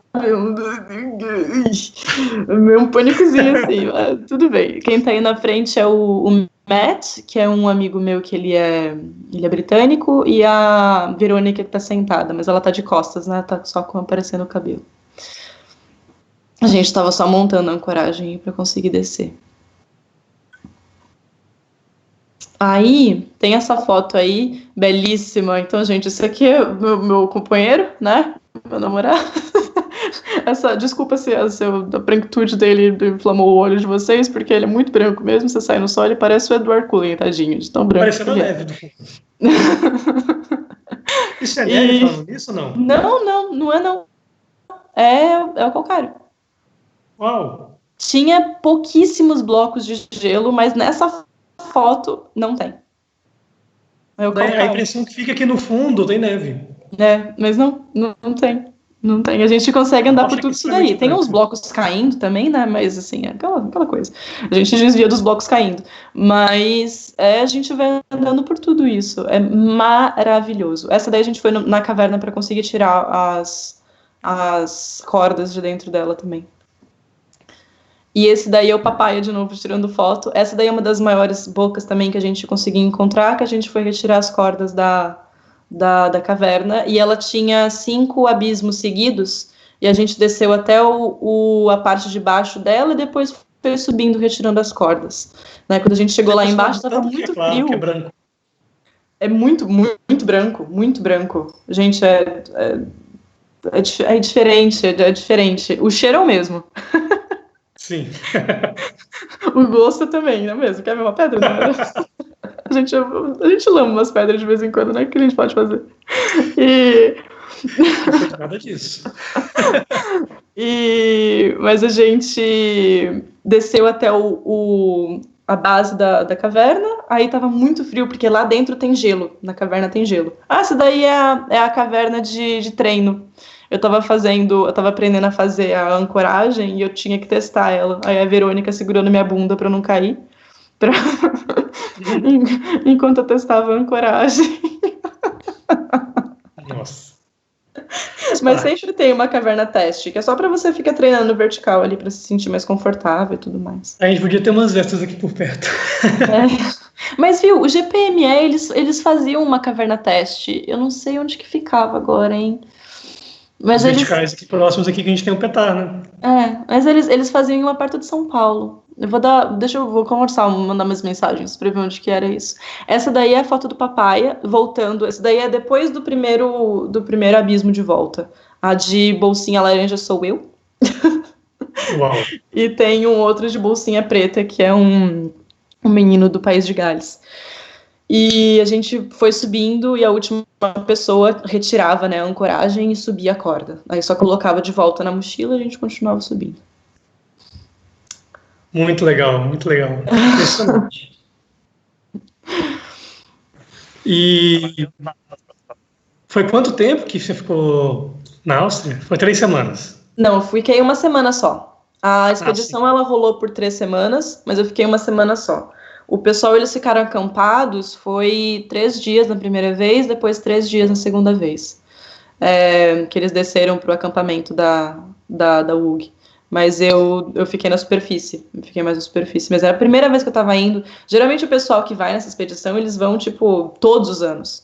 Então é um pessoal que já tem um pouco mais de experiência com montanha e tem um pouco mais de experiência nessas descidas mais longas, né? Porque é 1,5 km que você desce até a base da caverna, é muita coisa. E você viu algum bicho legal, assim, algum invertebrado? Como que era a quantidade de morcegos nessas cavernas? É desesperador. Você não vê nada. Você não vê nada. Nada. Você entra na caverna assim. A primeira vez que eu vi a abelha perto, eu já fiquei feliz. Porque durante o inverno não tem uma coisa que se mova. Não tem nada. Nossa. Tem assim, o vento, né? Que te derruba de vez em quando. E tem as folhas que se movem. Só. Você não vê bicho. Não vê bicho. Nada. Você não viu assim, morcegos? Os morcegos que tem aqui na Irlanda, eles são... Na tradução seria tipo um morcego de cavalo, sabe? Que eles são geralmente morcegos...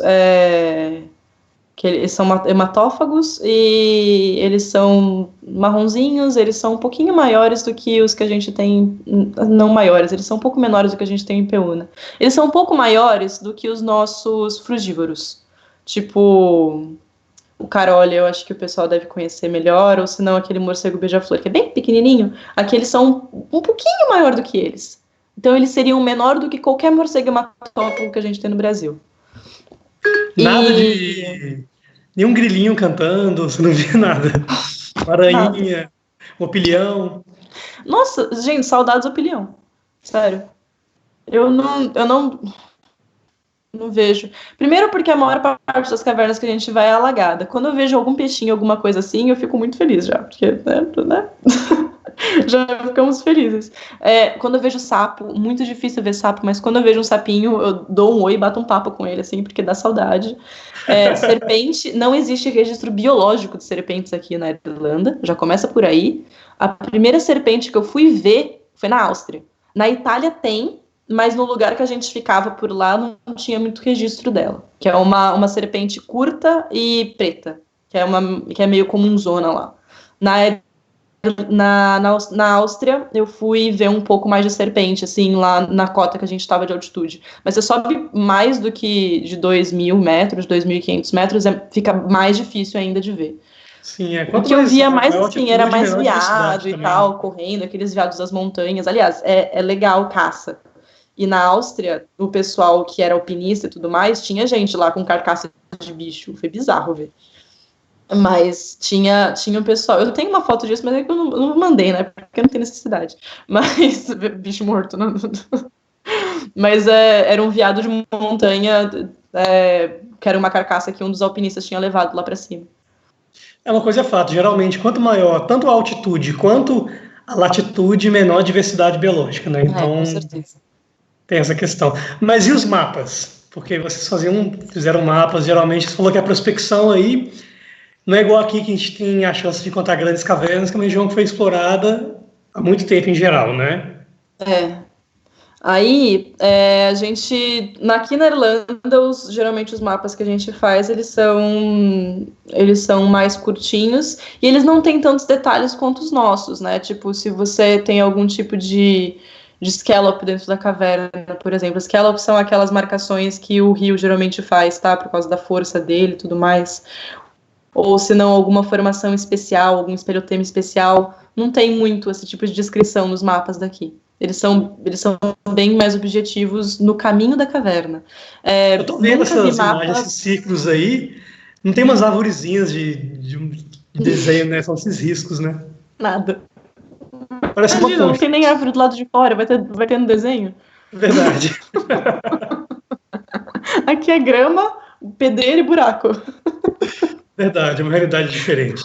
Essas daí, elas são as cavernas pequenininhas que a gente encontrou perto da Shannon. A Shannon é aquela foto bonitinha que eu mostrei, sabe? Longa, que tô eu e mais uma pessoa sentada. E essas daí são as cavernas menores que a gente encontrou perto dela, que a gente só queria ver se tinha algum tipo de conectividade e tal, mais para explorar todo o sistema dela mesmo. Mas elas são muito curtinhas, como vocês conseguem ver aí mesmo, e foi só para ter registro delas e ver se tinha algum tipo de potencial de exploração dentro dela, mas nenhuma dessas daí que eu tô mostrando tinham. Do E os espelhotema. espelhotemas? Os espelhotemas, desculpa, qual que é a pergunta que tem? Quais são os espelhotemas que você costuma ver? Tem algum diferente? Elas são ornamentadas? Tá, elas são ornamentadas, mas como a maior parte das cavernas, elas ainda estão naquela fase de alagamento e desalagamento, então de que sobe muita lama e que desce, sobe, desce. Então, tem os espelhotemas que tem, eles estão bem ativos ainda, e os que não tem, eles estão completamente cobertos por lama. Mas a maior parte das cavernas que a gente vai, elas são ornamentadas, sim. Mas eu acho que por elas serem mais ativas, você consegue ver muito mais os caminhos dos rios ainda, sabe? Então, em todas as cavernas que a gente vai, você consegue ver as diferenças de scallops gigantescas na parede, assim. Você consegue ver tudo, que é onde o rio passa ainda quando chove. Chove um pouquinho mais, ela alaga. Então, ele vai passando com mais força lá para dentro dela. Mas elas são Não é tão ornamentadas, comum. sim. São bem Não é tão ornamentadas. comum cavernas com várias entradas aí. Não, não. Tipo, a mais longa daqui, que tem 16 quilômetros, ela tem algumas entradas. Mas não, sei lá, umas 3, 4. Mas não tem aquela coisa de fazer travessia, sabe? As travessias daqui geralmente são para cavernas mais curtas. E são horizontais. Que demais. Tem, eu acho que um mapa da Itália aí, que foi um dos mapinhas que a gente fez lá quando a gente estava na exploração. Opa? Da assim, Grota Segunda nella Caneloni. Eu adoro o nome disso. Grota. Foi uma gruta, porque é bem pequenininha assim mesmo. Mas como a gente só estava fazendo o mapeamento das pequenas grutas, né, que a gente encontrava. Se tinha um pouquinho mais de desenvolvimento, a gente deixava para a próxima expedição. Isso. Tem um número isso. Tem um número aí também, e esse número, o que seria? Então, esse número do topo, tipo 5235, é para você ter um pouco de noção da onde que a caverna está na montanha. Então, toda montanha ela é dividida por grupos e tem, assim, tem a cota de 1.000 e tantos metros, tem cavernas com X números. Então, essa daí que está de 5235, ela está mais ou menos acima de 1.000 metros, acima de 2.000 metros, desculpa, mais ou menos na 200 metros na cota, sabe? Então ela tá na parte dos número 5, que tá ali naquelas cavernas, e daí mais ou menos na altura de 200 ali, 2.200 metros. Nossa, Então que é onde a organização. gente... É porque tem muita caverna e tem muita gente que explora aquela montanha. Então eles precisam manter meio que o banco de dados, assim, meio conversável. Organização. Aí essa daí foi uma caverna que a gente estava em contato com o fazendeiro e durante o Natal a gente foi lá na casa dele para tentar ver se tinha alguma conexão com a caverna lá do fundo. Então ali no mapa, no canto superior esquerdo, vocês veem que tem tipo uma cobrinha ali em cima e a caverna pintada ali embaixo. A cobrinha ali em cima são duas cavernas que a gente achava que fosse ter algum tipo de conexão, mas acabou que não tinha. A gente já tinha um mapeamento dessa caverna muito, muito antigo, mas que o croquis dele estava muito velho e não tinha muita descrição, não continuava, não ia para os outros salões, então, muitos salões, nem tem muito salão aí, né? Tem 2 salões. Mas tanto que os meninos que foram comigo, eles estavam de bota porque eles achavam que não ia ter muito desenvolvimento. E eu estava de galocha, então trocamos. E você saiu melhor dessa vez. Saí menos lamaçada só, mas saí. E a gente fez mapinha também dela, que não é muito grande. Tem alguma história engraçada que vem à sua mente aí, que aconteceu com você até agora, esse tempo seu de espelho aí? Ou marcante? Nossa, gente. Teve que eu já morri, quase morri, né? Da caverna que inundou. Ai, deixa eu ver alguma que foi muito engraçada. Teve uma vez que a gente foi nessa caverna de 16 quilômetros, a gente entrou porque a gente queria remapear a primeira parte. Não tem nada para fazer no final de semana, vamos remapear a primeira parte da caverna. Aí a gente foi para lá e começou a chover muito, e eu tava com 2 amigos meus, e a gente começou a tomar banho na cachoeira da caverna. Tava um frio, desgraçado. Tava, sei lá, 2 graus do lado de fora. A gente tava dando risada e tal. A gente começou a tomar banho lá na cachoeira. Aí depois, pra colocar as coisas tudo de novo, gente do céu, foi uma desgraça. Mas foi muito gostoso, foi muito bacana. E qual que é a maior diferença que você vê entre a espeleologia no Brasil e a espeleologia na Europa? Eu acho que a maior diferença é o jeito que eles tratam a espeleologia. A gente trata com muito mais viés acadêmico do que eles. Eles tratam muito mais como um esporte, o que acaba sendo um pouco mais técnico para atividades. Então, quando eles têm muita gente que sabe fazer técnicas de vertical e etc. E hard caving para eles é fazer uma caverna muito difícil e muito demorada e tem muita coisa difícil, não sei o quê. Para mim, hard caving é ficar sentado 3 horas abrindo trincheira para coletar solo, né? Para eu ficar sentado 2 horas coletando bicho. É isso que é caverna difícil para mim. Você ficar com um monte de pedrinha embaixo de você ficar com o nariz grudado no chão procurando o colêmbolo, aqueles bichos minúsculos. É isso. Aquele isso cheiro de amônia na caverna cara. difícil pra mim. Senão ficar respirando o guano, respirando o guano na tua cara, assim, quando você tá fazendo observação de morcego. É isso que Ou senão você tem que abrir a trilha no facão para conseguir chegar na porra da entrada da caverna. É isso que é o hard caving pra mim. Aí pra eles aqui é um rolê mais técnico, assim, tipo, hoje eu quero ficar acabado. Sabe aquele negócio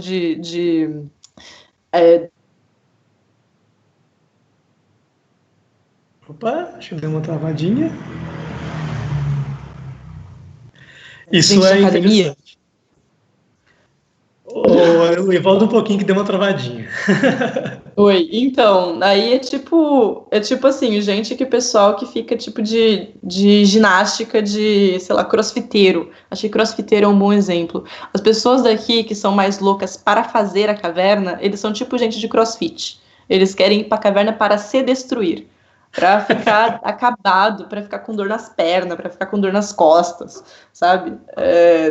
Acho que essa é a maior diferença, assim, o jeito que o pessoal trata a espeleologia. Bom, pessoal, vocês têm alguma pergunta que vocês querem fazer sobre algum tema? O que vocês dizem aí?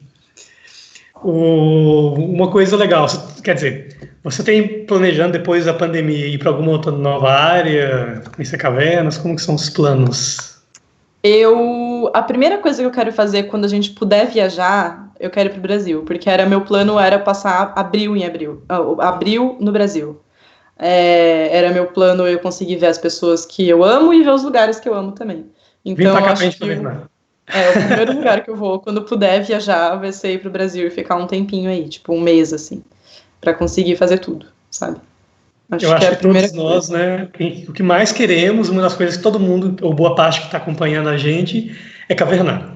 Eu acho que vai tá todo mundo com aquela vontade louca, igual muita gente fica quando fica muito tempo sem beber, fica aquela abstinência, nós estamos com abstinência para caverna. Nossa, gente, total. O primeiro final de semana que eu puder sair de casa, aí eu vou ficar tipo crossfiteiro mesmo, que vai pra caverna se destruir.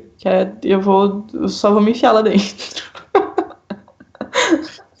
Todos nós. Mas por enquanto que a gente não pode ir, a gente vai conversando, vai descobrindo coisas novas. Essas teve histórias muito legais que você contou. Ai, gente, obrigada por vocês terem acompanhado, obrigada por vocês terem me chamado. É uma honra estar aqui. Só uma curiosidade, são quantas horas aí agora? Agora são 00:43. Uau, que diferença. E agora tá um período mais quente, né? Agora tá ficando mais quente, agora a gente tem 12 graus lá fora, tô tão feliz. 12 graus. Não, mas eu tô vendo aqui o pessoal, é muito bom se você ser do EGRIC, né? Não do GGO, como vocês dizem. Beijo para o beijo, GGO EGRIC, beijo pra vocês, tá? Eu amo muito vocês.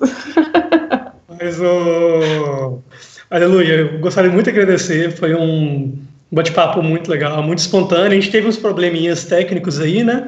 Mas faz parte, a questão de às vezes travar, porque tem a questão da internet, a gente teve um problema que fechou aqui. Mas isso aí não tem problema, a gente com o jogo de cintura, a gente está acostumado a ficar apertado em caverna, então não foi nenhum problema resolver isso. Certo.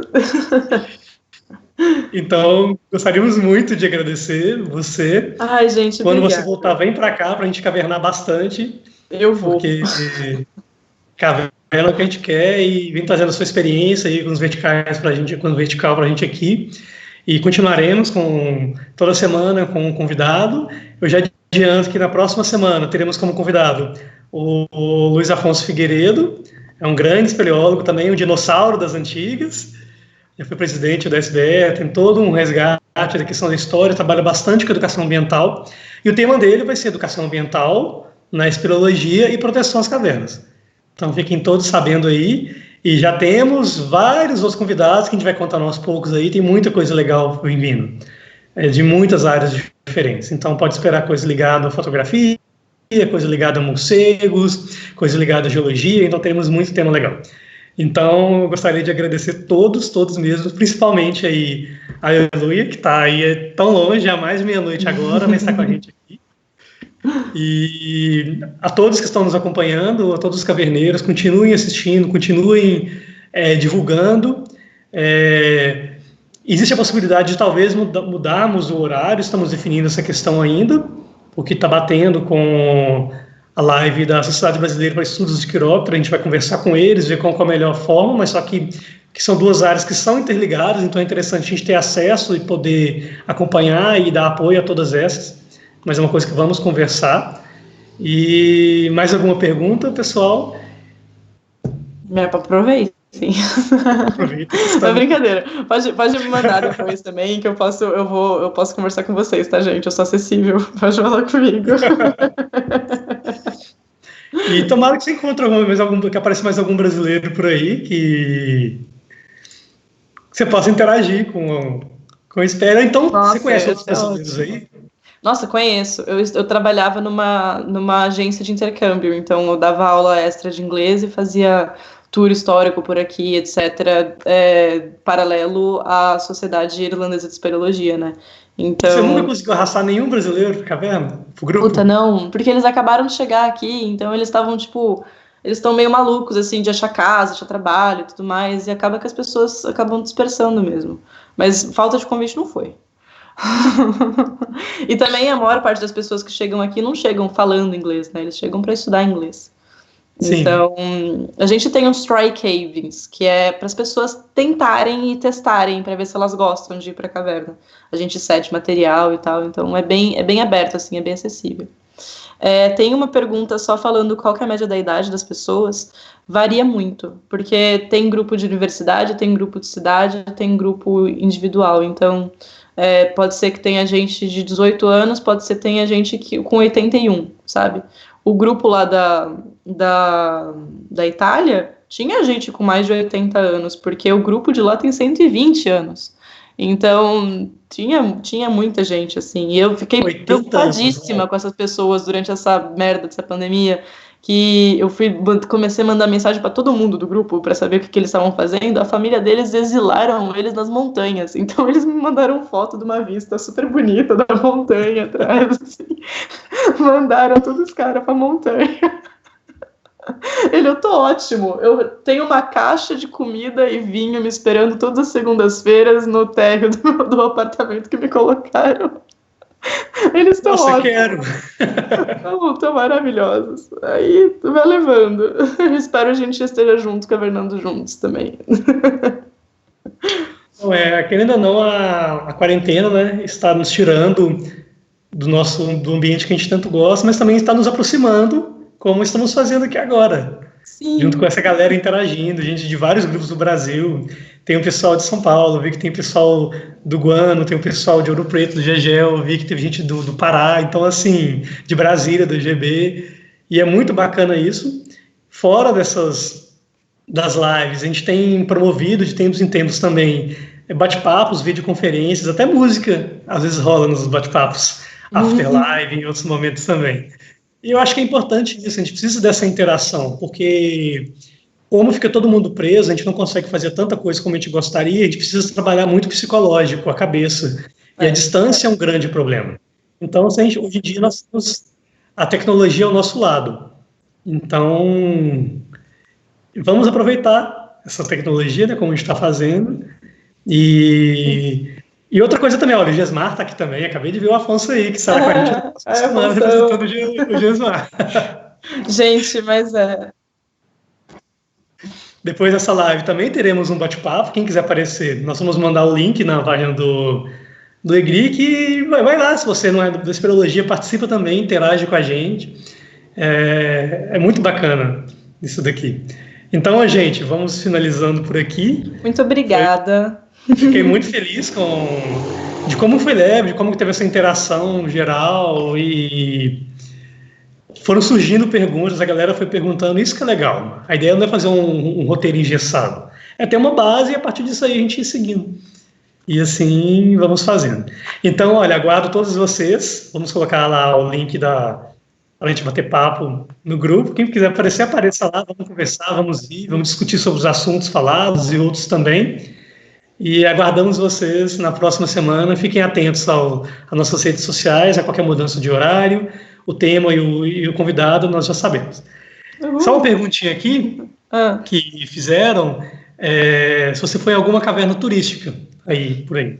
Eu fui só aqui na Irlanda. Eu só fui numa caverna turística que chama Marble Arch, mas é a mesma caverna turística que a gente vai fazer exploração na parte não turística, tipo Santana, sabe? Você tem que passar pela parte turística para ir para os outros. Só, não fui em mais nenhuma outra. Tem muita show cave, eu sei que tem, mas eu não cheguei aí não, só fui na montanha mesmo, me enfiar nos buracos. Foi mais roots, mais raiz. Beleza? Beijo. Não, tudo ótimo então, muito bom. Beijo, Obrigada. Beijo. Muito obrigado. Tchau, tchau para todo mundo, gente. Tchau, gente.